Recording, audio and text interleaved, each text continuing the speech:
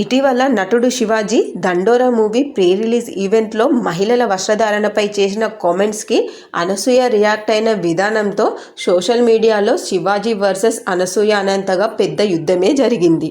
ఇక ఆ యుద్ధం ముగిసిపోయిందనే సమయానికి అనసూయ చీర కట్టుకొని తన భర్తతో ఉన్నటువంటి వీడియో సోషల్ మీడియాలో ప్రస్తుతం వైరల్ అవుతుంది.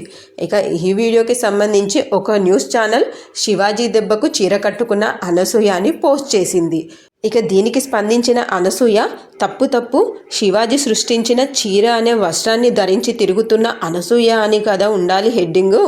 ఎందుకంటే అంతకుముందు మేమంతా అసలు చీరలే కట్టుకోలేదు, ఏంటమ్మా చూసుకోవాలి కదా పోస్ట్ చేసే ముందు అంటూ ఎక్స్ వేదికగా పోస్ట్ చేశారు.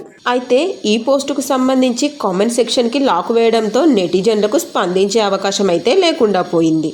ఏది ఏమైనప్పటికీ ఇక ఈ పోస్టులతో అందరూ మర్చిపోయారనుకున్న అనసూయ శివాజీ వివాదం మరొకసారి తెరపైకి వచ్చినట్లయింది.